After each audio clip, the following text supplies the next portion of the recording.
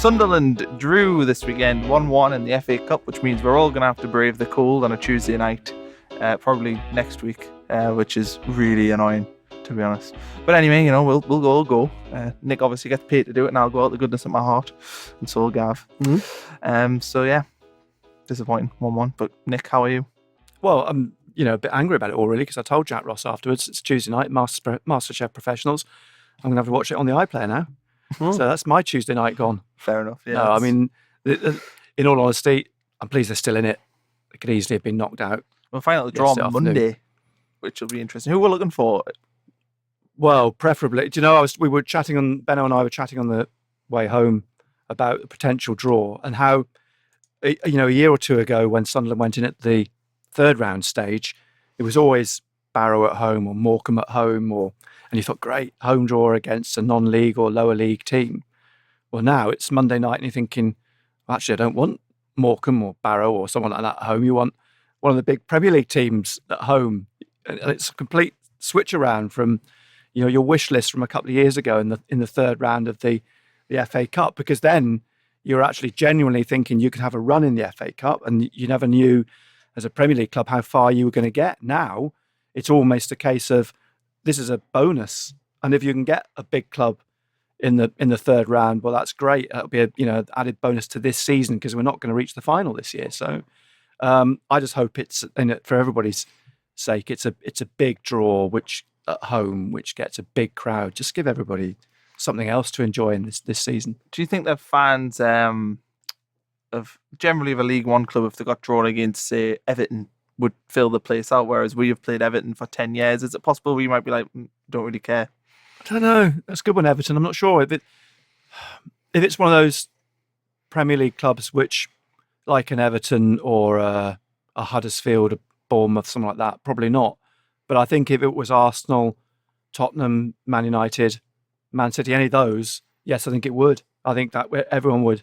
And I think we owe it to come back for that. We owe it to the players, don't we, to give them that League One sort of big cup tie feel at the stadium. Yeah, well, I actually had a conversation with Benno as well. I threw this at him. I said, Benno, if Sunderland drew Newcastle United at home in the third round of the FA Cup, who would win? And there was a sort of silence in the car, but Benno, he said, look, in all honesty, he said Newcastle should win. That they've got so much more quality. They're a Premier League team. But I just thought it's an interesting dynamic, because the way Sunderland are at home, they haven't lost at home in the league. The Sheffield Wednesday game in the Cup was so early. They've got a real character. They've got a real team spirit now. I wonder if that would be a potential upset in the way that Newcastle are at the moment. It wouldn't be an upset. I mean, we always beat them. Well, we always beat them, but it would be interesting. It would be a very interesting tie. How was your day yesterday, Gav? You were down at the game. Oh yeah, I was just going to introduce myself eventually. We've got nearly 4 minutes in. You haven't even said I'm here. So I'm hogging. So I'm Gav, by the way. Yeah. How was my day? That was brilliant. I really enjoyed it. Yeah. First away day for a long time. Don't get to enough of them. Gives a big answer, and then you're just like, I had a great day. So that was it. Was when I went in, it's quite a little stadium. So when we walked in, it reminded us of going to Scunthorpe. Very similar looking stadium. I think when it was originally built, it's an identikit to Scunthorpe Stadium. Yeah. And then Walsall added the second tier on that end. So it sort of took it away from being the Scunthorpe. But at the time, I remember when Scunthorpe built Glanford Park and then the Bescott Stadium were built, they were absolutely identical. You went in and everything was in exactly the same place. And when it's moved now, because Walsall's got a new press box, I use the term loosely. But so, they've made a few adornments to it and it's changed a little bit. But yeah, essentially they are exactly the same. I never knew that.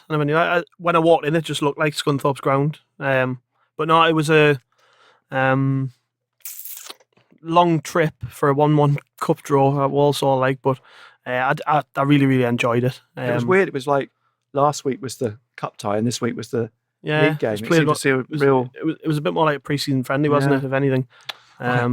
We kind of petered out. I know we're going to how the rest of the game went, but yeah, it was strange performance, and it was probably a good thing that majority of Sunderland fans didn't have a stream to watch, because it was pretty poor. As bad as that Checker Trade game the other week against Morecambe. No, I thought I actually enjoyed the Morecambe game more than I enjoyed the Walsall game. Yeah, is that because we won? Possibly. I just thought And maybe because it was, a few of the players in there that we've been wanting to see. And I think you appraise the game in a different way. You're watching Jake Hackett and Jack Bainbridge and the other young players and Jack Diamond, and you're sort of looking at the game in a different way, I think, and enjoying it from that perspective. Whereas the Walsall game, it was the complete opposite of the league game the week before, which had been feisty, it had been fiery. I mean, it's interesting that, apparently the stat was that Sunderland only committed 2 fouls in the league game at the Bescott Stadium, when I think they committed 2 in the first 5 minutes, on Saturday, and then it became a litany of free kicks and stoppages, and it was a bitty game. It wasn't one for the purists to watch, was it? No. It was just in a way a typical league game. In a way, it wasn't. It didn't have the atmosphere. It didn't have the drive of the game the week before, and so a difficult one to sort of analyse in a way. I mean, I know afterwards Jack Ross said, I'd said to him, was he pleased, the last 10, 15 minutes of the game that they were still in the cup? And he said, well, it wasn't just the last 10 minutes, but this whole second half. He just felt that Sunderland just didn't turn up for the second half, and he put it down. He said, I think it's really caught up with us. I think we're tired. He says, I think we were seeing, a number of the players were leggy out there. It was a heavy pitch. I think Walsall came out and they zeroed in on Andy Cook and Devlin, the 2 big men, and pumping long balls up to Cook to hold up for Gordon and Ferrier. And it made life very, very difficult for Sunderland. It was a data analyst's dream, that game, because you could see that from the week before, they just realised how bad our 2 centre-halves were in the air, and they got pummeled, absolutely pummeled. Probably just as bad as it was on Tuesday, I would say, against Kifamua, in the way that they just couldn't cope with anybody of any sort of stature in our box. And we were lucky, actually, that Cook's not a very good player, in my eyes, because he had 4 or 5 brilliant chances and he only put 1 of them away. Good goal, by the way, but he missed the majority of his chances, and a better centre forward would have made us pay yesterday. And I put a bit on the site about this, and I've took a bit of stick today, actually, but I don't think that they're a very good partnership in terms of, I think they're too similar, Baldwin and Flanagan, that is. And it's been a bit of a worry for a while, but I think we've really seen the last 2 games, like, anybody with any height in our box, they struggle like mad. And I'm not daft enough to think that the manager doesn't see it, but it's something to think about. Maybe when you're looking at Leuven's and Ozturk, could one of those maybe be reintroduced to try and counteract the fact we're being targeted now? Teams are going to watch, especially anybody, a data analyst looking at the last 2 performances, they're going to look at our centre halves and go, let's get a big man in there and cause bother. Do you think Jack Ross will maybe trial that 3 at the back he was doing with Glenn Leuven's? Because that conversation about David Edgar, and he's prepared to give him a trial, and he's 6'4" and he's a big, bulky centre half. And I agree with Gav. I think there is an issue with the 2, Flanagan and Baldwin, not having that physical presence, and teams are doing their homework. I mean, give Dean Keats credit. I mean, as soon as I saw he put Andy Cook on the bench at Portsmouth on Tuesday night, I thought there's only one reason he's done that. He knows he's resting him to play Sunderland on Saturday, because a big man in that area will cause problems. Kiefer Moore did it. Obviously, Andy Cook did it the weekend, and we've seen it so many times this season. If a team has a set piece or a corner, they just pump it straight in there, and 9 times out of 10, it causes a panic in the Sunderland penalty area. More so earlier in the season, they were really struggling to get the ball out, and because Flanagan and Baldwin have started to develop a partnership, they've sort of maybe papered over the cracks to an extent, but I think there's still a worry there. And I do wonder if they get a big centre half in to play alongside Baldwin, and possibly, we don't know what's going to happen in January, but if Matthews was to move, Flanagan move out to right back again, or even left back, but and utilise Flanagan where I think initially we thought he was going to play when he was signed in the summer, as a full-back rather than a centre-back. Are we not being a bit hasty here in the sense that this was a centre-back pairing that kept, I think, 4 straight clean sheets?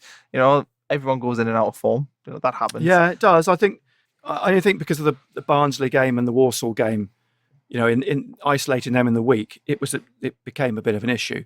And I think now teams are starting to, as Jack Ross says about his homework, you do all this homework, you're trying to second guess the opposition manager all the time. But at the moment, it looks like the opposition managers are tending to, if they've got, and most League One teams have got big players. Sunderland haven't. And if there's an Achilles heel in the Sunderland team, it's a lack of height and physical presence, which may be alleviated to an extent up front when Charlie Wyke's fit. But it's certainly, problem in midfield where it can either be overrun or League One teams just pump the ball over the top of it. And at the back where set pieces, that, was a massive problem at the start of the season. And it's not such a big problem now, but they're starting to concede goals again, and largely in the situation where they're not picking up the big men in the penalty area. I would say it is still a problem, but from another perspective in that, I mean, how many corners have we had in the last 2 games, and we've never once looked like scoring from them. Don't think I'm picking out players. Yeah, I think that this is, if we want to go on and win the league, these are small improvements we could make in January, which could potentially change the course of the season. I think when Sunderland are playing with enough attacking intent to be able to force 10, 15 corners out of a game, and we don't look threatening from any of them, that's a problem. It's a big problem. Do you think is it the corner takers that are the problem, or is it the lack of height in the box? Lack of height, because it's the same problem we face at the other end of the pitch. There's the struggle to defend them and the struggle to get on the end of them. And they can't pick up the second ball. The defenders are tending to pick up the second ball. I think the big thing is everyone says try and get the ball to Maja's feet. I mean, that's where the strength in the attack is. Maja with the ball at his feet, but 9 times out of 10 they can't get the ball into Maja's feet in those situations because you haven't got the big player in there to win the knockdowns. And the players around the defenders to isolate Maja and keep, because that's what defences will do. They will. I mean, look at Walsall on Saturday with set pieces. They basically put all their defenders in the 6-yard box, made it almost impossible for anybody to get the ball down to feet and get through that. I mean, it was clearly a ploy and a tactic they'd employed to stop Sunderland getting the ball to Maja's feet or getting any sort of second ball picked up in the penalty area. What about the midfield options? So Catmull and McGeady aren't playing, and then we've been playing Power and Honeyman, and then it was 09 at the weekend. Is it because we've lost one of them defensive midfielders? Catmull always wins that first header on a corner if it's at his height. I think he's been a miss, yeah. And do you think even set pieces, do you think defensively? I think both ends of the pitch, like you say, is good in the air. And so is McGeady, I think, as well. And I think maybe with game management in the last 2 games, we might have benefited from him on the pitch. For there was a spell against Barnsley where the end of the second half, the end of the first half, where we seemed to struggle with the pressure, and that's when Catmull comes into his own. And then on Saturday, I went into half time and I thought Walsall were pretty lucky to only be 1-0 down. And it was a totally different, it was like 2 different games. Second half, they come out and it's the other way around. They battered us. And I just wonder whether McGeady was the oldest player on the pitch at the weekend. Captain. And we're maybe lacking just a little bit more experience, I think. Because it was difficult for the lads up front, especially. With Maja playing, Gooch wasn't actually on the wing. We were basically playing a 4-4-2. And Gooch was doing all this. Struggled again on Saturday. Yeah, I didn't think Gooch got into the game really. But he's up there trying to do all the dirty work, so that Maja can just roam and play off the last man, I guess. But he struggled. He worked his socks off. He always does. But it doesn't seem to suit that position. He's better out on the wing, isn't he? Hugging the line and taking his man on. Which on Saturday, Brian Oviedo was the right side of midfielder, and he never hugged the line. He came inside every time he got the ball. Thought he did all right. Didn't do anything particularly great. But he just hugged the line. He didn't hug the line. He kept cutting back inside and playing it into Matthews or trying to look for max power on the edge of the box. And I just think it slowed us down a bit. So it would be nice to readdress some balance, maybe get a couple of players back in the next few weeks, because I don't know, we do a little bit stretching. It's not really helping us. Not really helping us to play our best game, because you like to see a Gooch out wide. You don't want to see him drifting around the front line because it's a necessity because of the players we had. I mean, it was a shame. Maybe a different game if Maguire didn't get injured in the warm up, because obviously the plan wasn't for Oviedo to play. But there's plenty to learn from that performance on Saturday. I don't think anybody was poor. I think everyone gave their best shot. It didn't work out for the centre halves at the weekend. I'm sure they'll learn from it.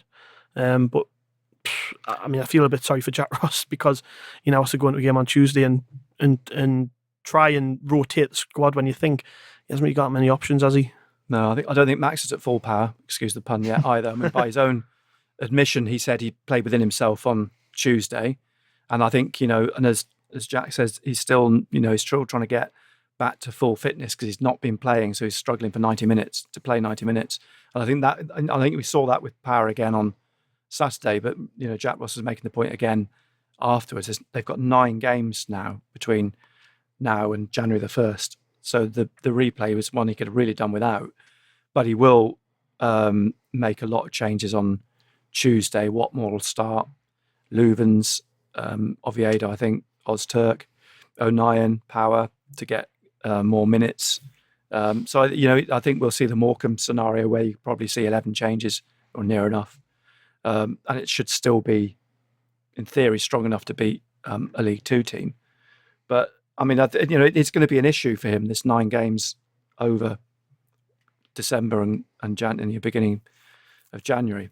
Bearing in mind, if he's saying they're looking a bit tired now and a bit leggy, and if he picks up any more injuries, I mean, now you've got Maguire should be back next week, Catamol, Touchwood should be back, McGeoch.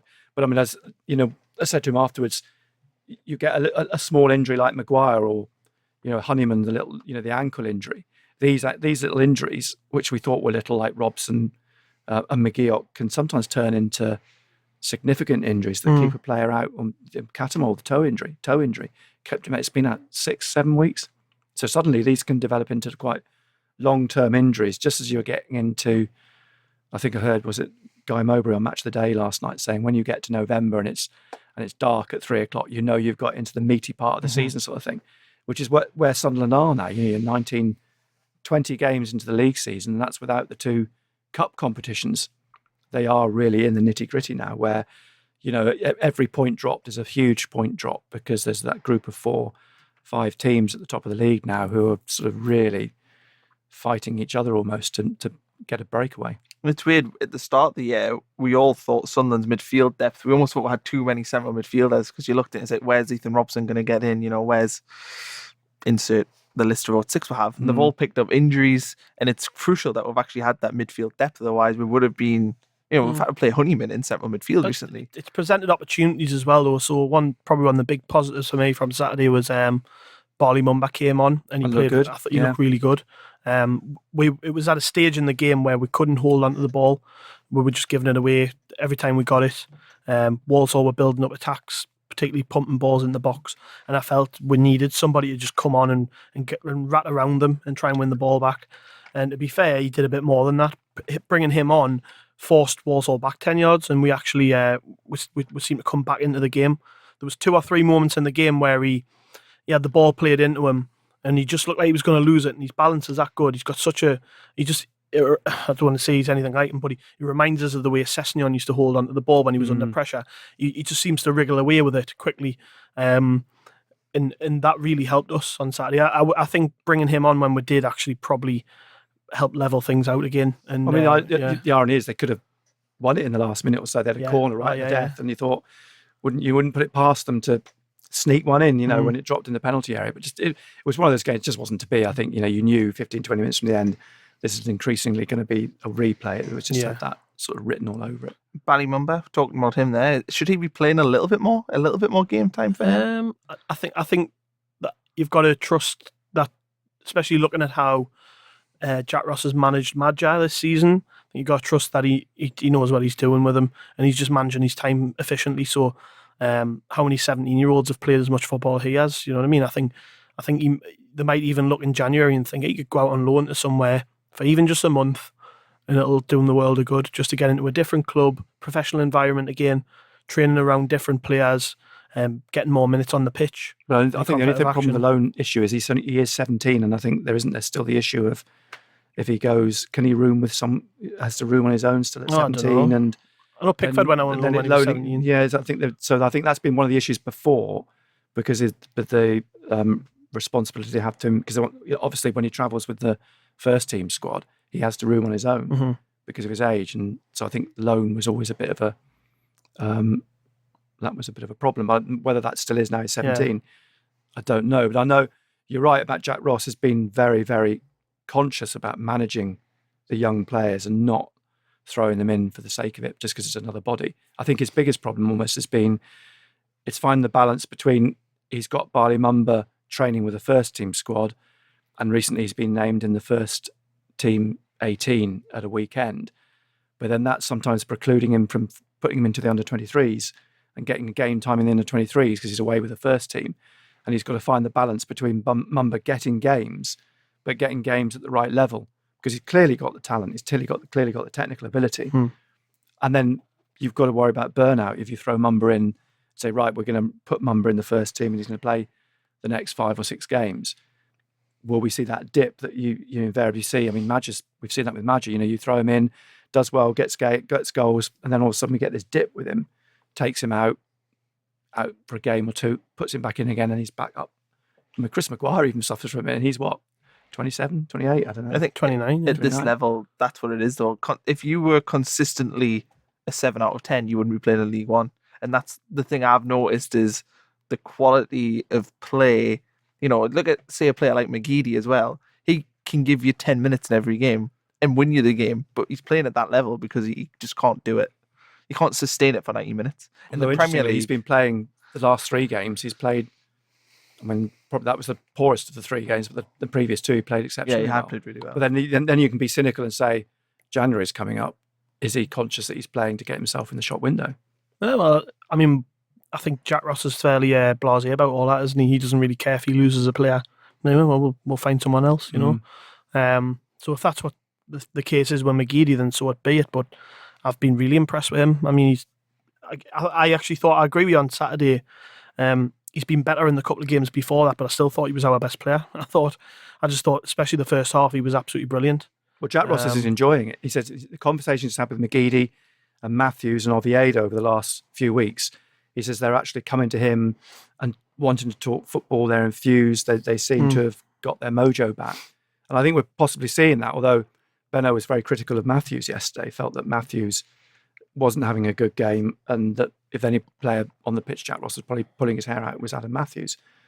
But, that's Benno as a defender, and I suppose he's looking at it from another angle. But he basically played as a winger in the first half. Yeah. He had Oviedo as his foil. So Oviedo was obviously further ahead of him, but he was the one coming inside to try and open the space up so Matthews could get forward. And he's another I thought actually did all right. I think when we're under the cosh, that's when he's not at his best. He's a good attacking player, isn't he? And I wish we'd see more crosses from Matthews as well, because Matthews can put a really good ball in the box. He scored that goal against Millwall last year, where the keeper threw it in the net. Yeah, such was right. Yeah, well, he's another player who seems to just have found his confidence, and he's. I don't think it's just confidence as well. I think you can breed confidence in the way you play, and how often have Sunderland in the time Matthews has been here played good attacking football. This is the first time probably, and it's about playing a system which gets the best out of the players you've got, which is again why maybe McGeady's improved. Well, I think as well that half hour against Barnsley on Tuesday night. I mean, if you're playing football like that, as a footballer, you must love it. You must really enjoy playing that football. And for the first time in how many years, Sunderland have been doing it in sort of flashes this season in games. And if you're a professional footballer, you must love it. You must be loving the opportunity now that it's coming together, and Sunderland are starting to put together some displays like that. If they could do it more consistently, they would probably walk away with this league. But the problem is they can do it when they've got a nice wide pitch like the Stadium of Light, and then they go to somewhere like Walsall where it's a narrower pitch. And you saw how heavy the pitch was yesterday. It had loads of rain on it, and they watered it. And it was muddy, it was heavy, it was cloying. I put a photo up before the game. The players were warming up in front of us, and it was like a ploughed field. It was awful. So it wasn't the best conditions for playing, good football. It was tight. Didn't think it was a very long pitch. It suits a team who play long ball football, put it that way. So it did suit. It's obviously Walsall play a certain way, don't they? So it suits them to have a nice tight pitch. But no, I'm enjoying watching the style change as the season goes on. So we started out and it was a bit, I don't know, higgledy-piggledy might be the word. Where against Charlton we had a few injuries, didn't win. It wasn't our strongest team, and we got away with it in the end when we managed to work hard and get the win. As the season's gone on, though, the style has changed quite a bit depending on who's available. And I think that this all leads up to January, and obviously anybody leaves, but obviously we've got players coming back. And I just think we're missing a couple of minor things. One would be a big, tough central defender who just gets rid of everything. And another would be getting Cattermole back in the team and fit, because he does a lot of work off the ball. And then on top of that, somebody to hit up front, because, I mean, I like Sinclair, he works hard, but he's not a goal Jackson's scorer. not quite sure what to do with Sinclair. He almost sees him as someone who, to quote him, plays the inside channel, because he's not an out-and-out striker. He's not really a winger. Does he sit in behind the front man? I'm not sure he's that sort of player, but is he more one to sort of work that channel, where Oviedo was trying to cut into at Walsall? So you have an outlet in there which Sinclair could benefit from. So it's difficult to fit him into the system at the minute. But again, I think that comes down to a player like Sinclair, who has played more, he started or played in more games at Sunderland than all of his other clubs combined. It's just not used to playing football, if you like. And it's trying to find a way of getting him to play more. It's funny, isn't it? Because we talk about Maja, like he's still such a young player. But you forget that Sinclair is also really young. He's only 21, and he's probably played less football than Maja has. And he's definitely played less games than Maja. So he's learning as well. That's not ideal for us, is it? Really? I mean, I don't think the club are expecting Charlie White to still be injured now, and that's maybe why we're asking too much of them, to be honest. And that it's been good to see him manage Maja more effectively than he has Sinclair. So he's taken Sinclair out, but he's taken Sinclair out because he hasn't really offered something in the game before. I think with Maja, he's our player, and he's used Sinclair more in the way that he probably will Wyke when Wyke's fit. So when Wyke's fit, he'll start the majority of games, I think. I don't think Maja will be playing every week. That's probably the best thing, really, in terms of his development. He's been managed well. And it would just be nice now if we can get a big man up front, big man in the centre of defence, and I don't think we're that far off. It's almost a horses for courses, isn't it? Yeah. Your horses, you want to build a League One team to get out of League One, and then look at the Championship in a different. The conversation we could have next year could be completely different if they're in the Championship, and it might benefit the smaller players in the team, because the Championship's going to have a whole different set of problems. But one of the problems in League One is that a lot of the teams have got some big players in there, and they're used to being physical and just throwing themselves. I mean, it's interesting being close to the pitch at places like Walsall, because you can really almost feel the impact when players are going into challenging each other, which is a bit when you're sitting at the top of the West Stand watching a game played out on the pitch in front of you like a Subbuteo game, because it's so far away. Suddenly, when you're right up close to it, you can physically feel the challenge, and you see a different perspective to League One then. Yeah. It was good on Saturday how I was walking around, because obviously there was the pitch invasion after the goal right at the end in the league, and as we went in, I wasn't obviously at that game, and as I went in, I noticed how low the ledge was, and you can see how that happened. That's how, I mean, you take for granted just how massive our stadium is, because you go to a place like that, and within 2 steps you could be on the pitch. You could literally could just step over the wall and you're on the pitch. Yeah, and which is why they'd obviously learnt off the week before, and there was just a line of stewards waiting for Sunderland to score, because someone actually did get on the pitch when McGeady scored, young kid. And it was Mumba, wasn't it? And after that, the kind of like, all right, yeah, we need to take this serious now, because we could have a situation here where there's about 30-40 Sunderland fans on the pitch at once. But Nick's right, you can feel the action when you're that close to the pitch. And there was one in the build up to the goal, actually. O'Neill threw himself in to a challenge, and we won it. We came off the better of it, but he got absolutely clattered. I could hear the impact from where I was sat. Was that the one that laid him flat out? Yeah. He was out. He was out on the floor when we scored. Yeah.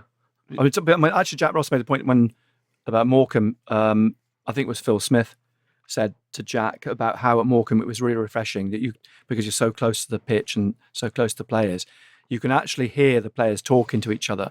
And he said he was impressed by Max Power, because Max Power was shouting all the time to cajole in the team. And Jack said, well, I'm glad you heard that, because that's something you could try and get across to fans, because when you're in the bigger stadiums, you don't hear it. He says, but your players like Max Power are doing that all the time. and it's another asset to their game, if you like. Then people sometimes think players are quiet, but they're not. They're in there all the time, and Power is a big talker on the pitch. Yeah, I thought the first 30, 40 minutes of the game he ran it. You know what I really like about Power as opposed to the other centre mids is when the ball comes into him, he already knows what he's going to do with it. He doesn't hang on to it. He doesn't mess around with it. He gets it out of his feet and it goes where he wants. And that really, really helps the rest of the team because the rest of the team like to play at a high tempo, but it tends to be the further back you go, the players, Yeah, I think that's what I liked about McGeoch in pre-season because I thought he was doing that as well. But for whatever reason, the injury or whatever, he just hasn't quite got that rhythm back because in pre-season, McGeoch was just constantly getting the ball, laying it off, bring it back, lay it off, push it forward. Always, like you saying, that Power knows where he wants to put it, but always trying to chisel away at the opposition, constantly trying to keep the ball moving, which he hasn't seemed to do since he got that injury in pre-season. Yeah. I want to jump back to Maja. We ended up on quite a tangent there, so I let it run. But do you think Ross should have maybe thought a little bit more about playing Sinclair yesterday because of the pitch, the conditions, the fact that, Maja basically was always likely to struggle in that game? Do you think, Ross should have went with Sinclair just to have that long ball I think he's game? A bit between a rock and a hard place on that because I think it comes back to the game prior to that, or not the Barnsley game because he reinstated Maja. Almost, I think Jack Ross is his own man and he would never bow to the fans saying, well, Maja should have started the Wickham game and not Sinclair. And as Jack Ross said afterwards, hindsight's brilliant art. Yes, with hindsight, but I wouldn't change any decision I've made on the basis of what I've learned after the game. I think he's so meticulous in his build up to games. And I think, one thing that would clearly have thrown him on Saturday was the fact that Maguire got injured in the build up. He's worked all week on his plan, on his system, and then 10 minutes before the game starts, he loses Maguire.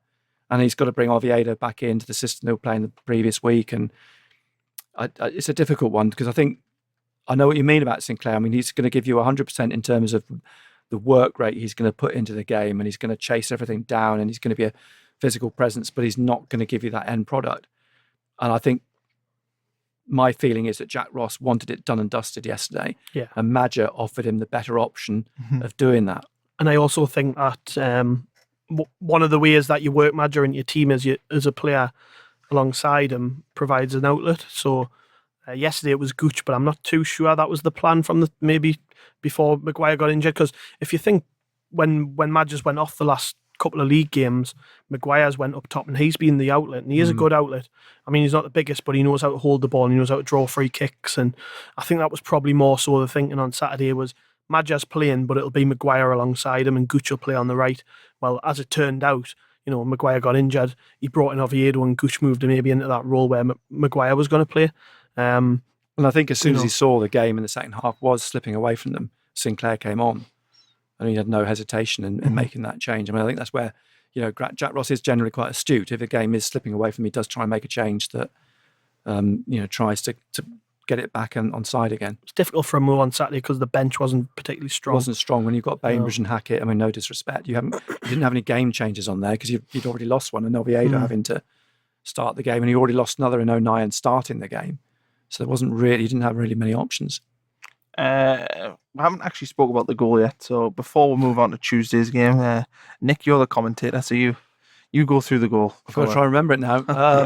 I was the videographer. I've got to think about this one now.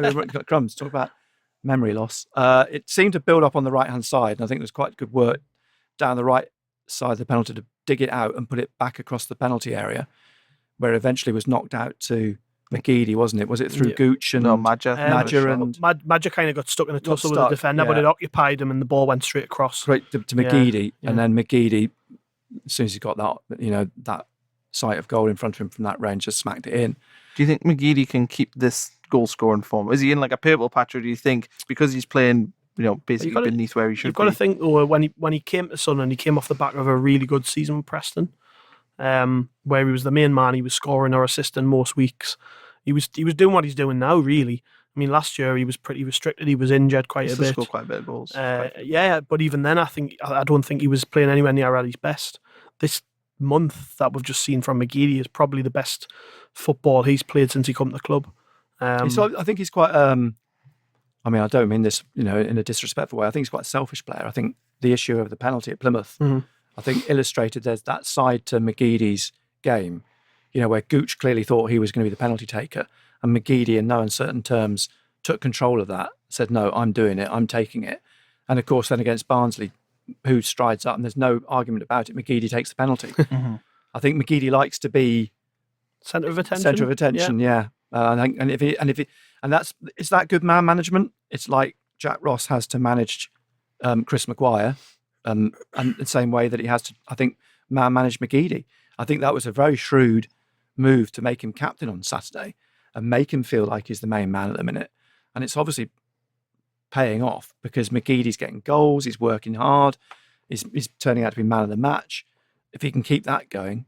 That what you said there's the main thing though, he's working hard. When has a manager ever got that out of Aiden McGeady where he's sprinting back to make tackles and then going up the other end to try and start an attack off? I mean, I certainly can't remember.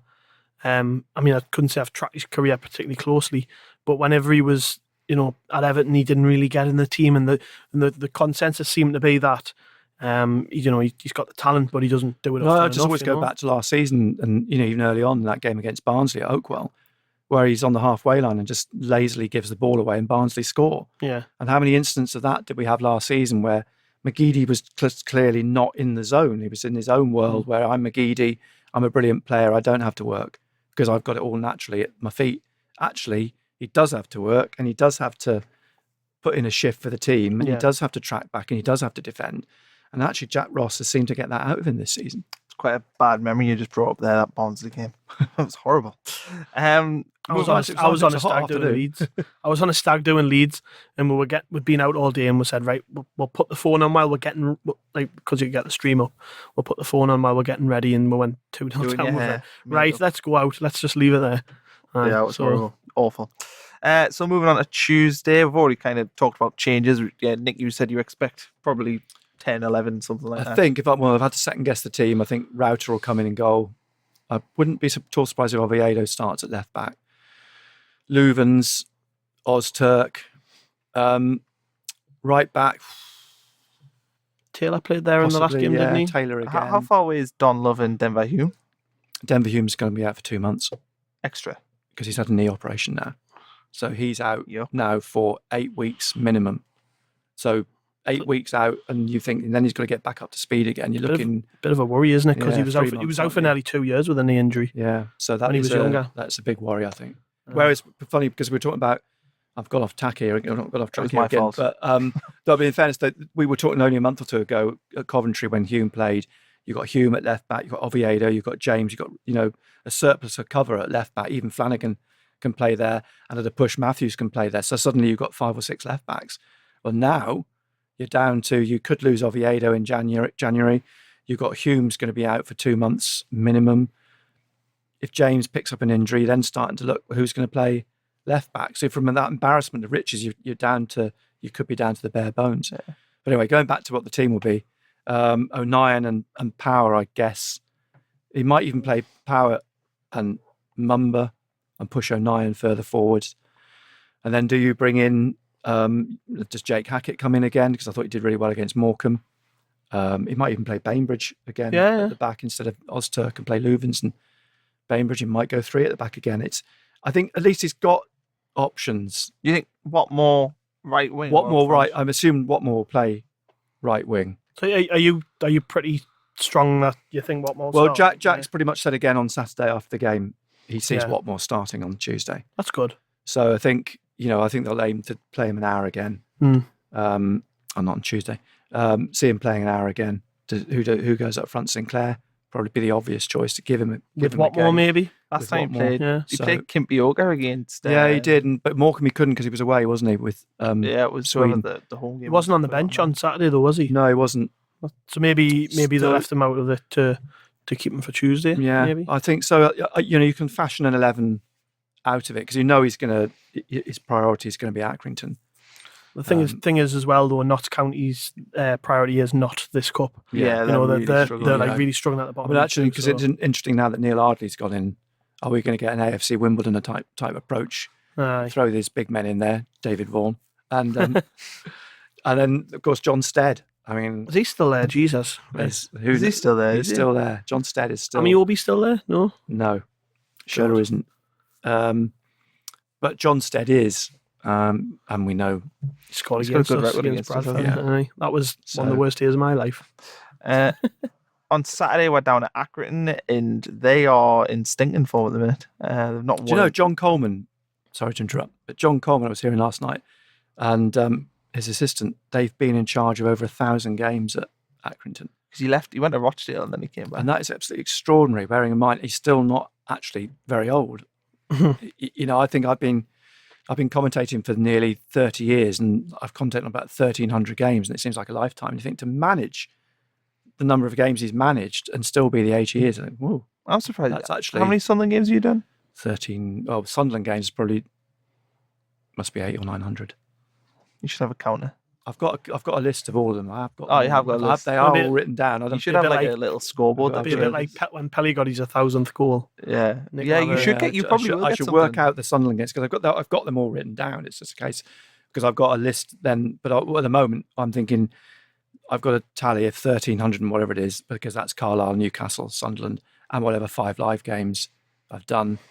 So that's in the big total. So I don't need to now cut out. Yeah, because you did your 1,000th game. I mean, yeah, you got in the pitch. It's 16 seasons, isn't it? 15 seasons, 16 seasons. So well, yeah. Spotlight would be on it. We'll do a half-time presentation. It'll be brilliant. We don't need that. I can't wait.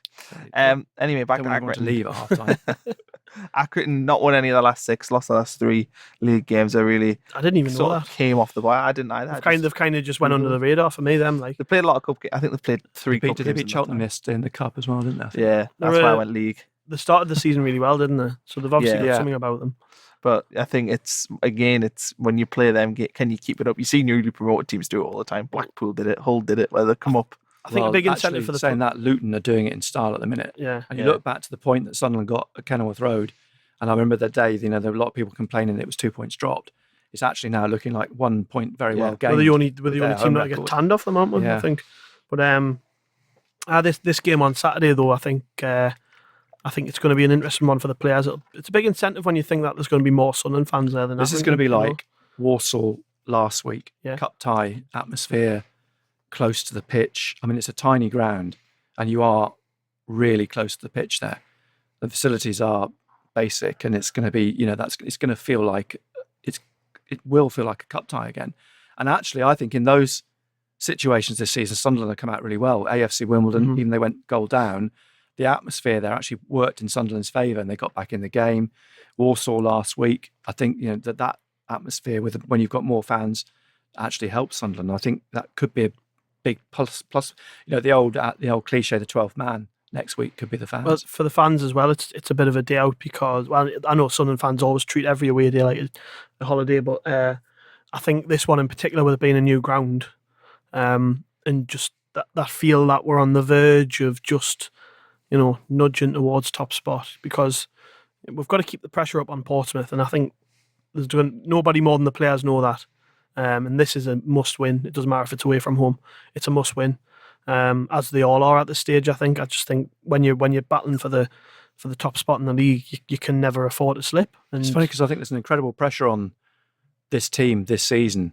Everyone says, "Oh, it's third tier, it's League One." But I've even in the Championship, even when Roy Keane went up that season, I didn't feel the pressure was on that team like in the same way that the pressure's on this team not to slip up. I think that season it was it West Brom were the ones that everyone was watching all the time, and Tony Mowbray, and there was that sort of almost the sort of war of words going on. Yeah, we're going to finish ahead of us. And so that would and Derby, so it became a bit of a dynamic. This season, they've only lost 1 game in the league, and every game you go into, you think, right, is this the banana skin? Is this going to be the game where you slip up? And you come through it. They get through against Wickham. They get through against Walsall without losing it. And then you go on to the next one and think, oh, is this the one? Barnsley. God, this game's huge. And they come through it with flying colours. Then next week it's Accrington, and you think, right, is this going to be the one? And it's constant, that sort of pressure. And I don't know how the players, whether they feel it in the same way. Do they feel that every single game they're going into is actually heaping pressure on them not to slip up, not to make a mistake, which is probably not a bad thing. I wonder about the Accrington players as well, because they'll be this weekend. You know, it's their ground, it's their home pitch, and they're actually going to be like the away team. I think it's a big G up for the opposition all the time. Teams coming to the Stadium of Light. I mean, listening to Gareth Ainsworth and the Wycombe players in the tunnel afterwards, and the way they were talking after the point they got there, they really bigged themselves up for that game because they were playing at the Stadium of Light. The same way, I think players, when Sunderland go away, this is their biggest game of the season at home, and I think it is for them a cup tie again. I think they look at it almost in the same way.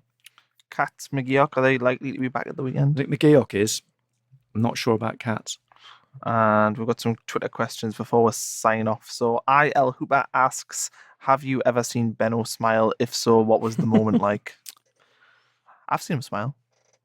He does smile, but generally when he's being mischievous, to be honest. Well, did you hear him celebrating Maja's goal? Yes.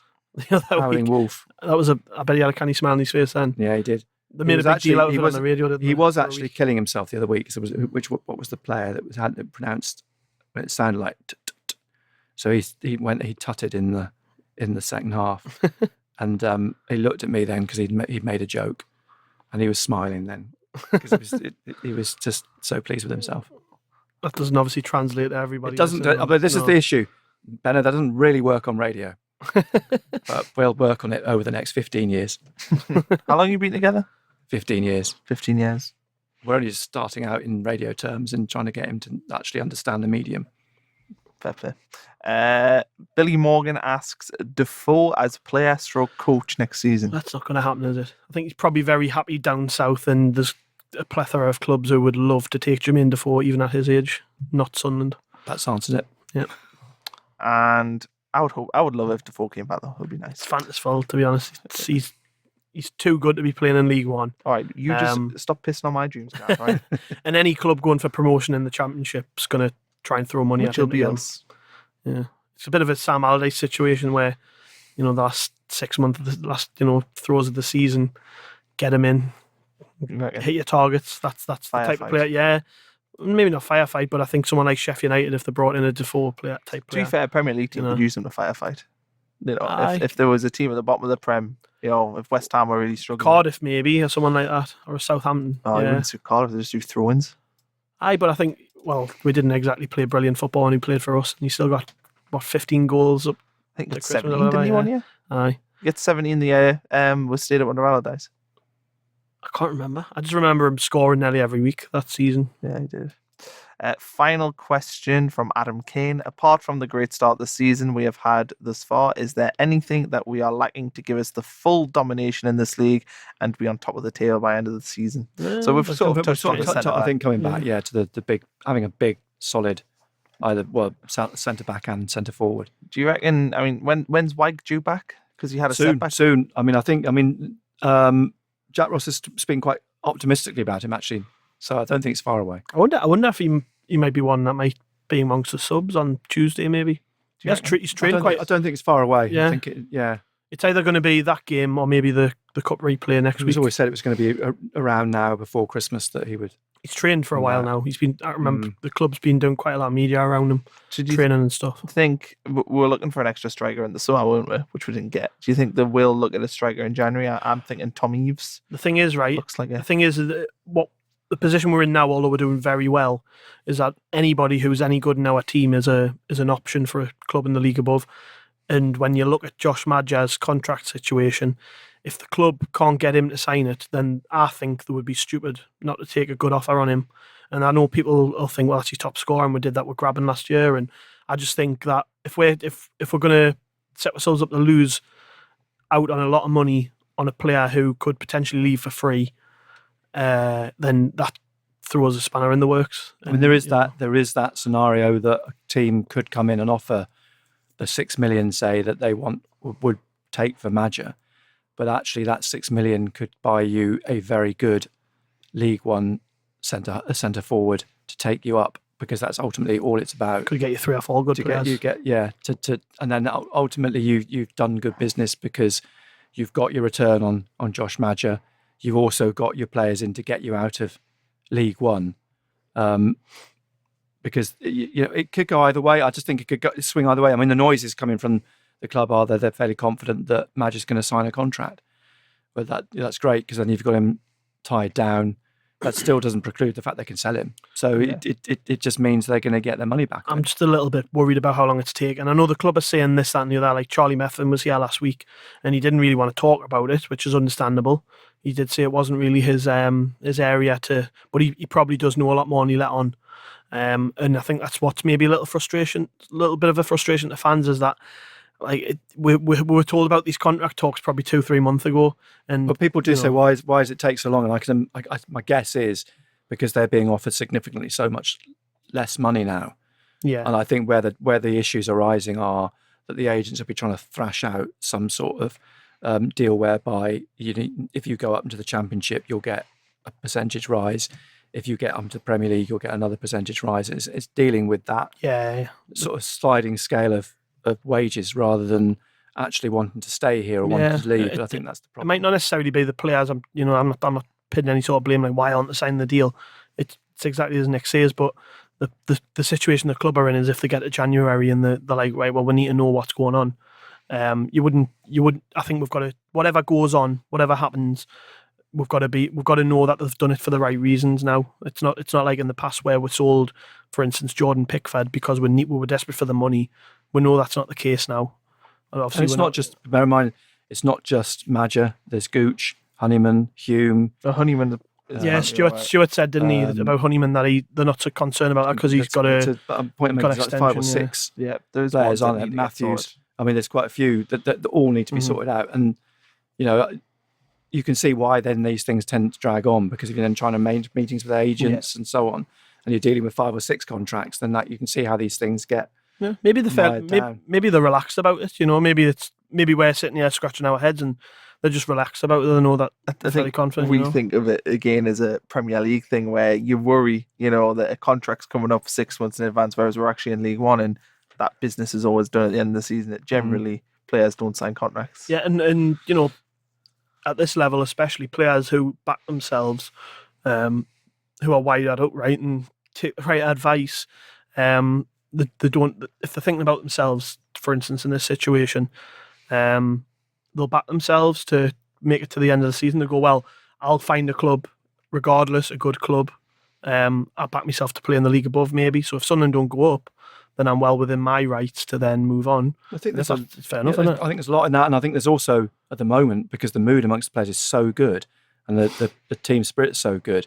I think if you're a young player and you're enjoying playing football here at the moment, despite the potential lure of a big money move somewhere where you're going to end up sitting on the bench, would you rather be playing and enjoying what Sunderland are going through now and enjoying a promotion and then looking at the future? Exactly. So I think, which is a time in a way when we were talking when Asoro moved and saying, oh, they've let him slip through the net, blah, blah, blah. It's actually a time, he's always the timely reminder that this is, that you could actually be in a similar situation and find yourself at a Championship or Premier League club where you suddenly disappear. And why give up what you're enjoying now? Okay, well, I think we'll call that it. We've got Matty Piper coming out. When we're releasing that, Gav? I don't know because obviously December. We've got a nice. We've worked quite hard, haven't we, Connor? So December means we've got lots of shows already recorded, ready to go out. Yeah. So I think we'll have maybe this week or next week. We'll let people know. Yeah, when that's going out. We've also got Paul Hetherington. That'll be going out at some point. Yes, Paul was Rob Mason covered the North East teams for a lot of years. Didn't he? Just retired. Yeah, just retired, isn't he? Yeah. Paul, so he's semi-retired. Club historian Rob Mason. Rob Mason was a really good one. I'm excited. So we've got that coming out. Yes, like you said, Matt Piper. We've got George Forster. Are you not? Yes, George is coming up. Yes, in January. Yeah. Yes, January 23rd. Yeah, sometime in January. You're going to get Benno in and talk about his comedy routine. We would have Benno in if he was wanting to come in. I'll persuade him. There we go. We're going to get you both in. That might be good if we get you both in together next time you're in. Yeah, that'd be good. So I have plenty of interesting stuff. We've also got, some good stuff. Phil Bardsley is going to be doing a podcast with us. Which is probably going to be out during December. Why not? Why not? No, you're going to go with him now? Two other ex-players. Do a guessing game. Why don't you just make them guess? No, I'll not do that. No. Okay. Nyron Nosworthy will be on at some point, hopefully before the end of the year. And then maybe in the new year, we should have Vito Minoni. So there you go. Plenty to look forward to anyways. But the problem with us naming all these names, people can ask when they're out and we don't even know. So just keep your ears peeled. Just be safe in the knowledge that we're going to keep rolling out the good shows. Yeah, and there's some other ones that we can't disclose yet. Shall be happening in the next year. Secrets. Yeah.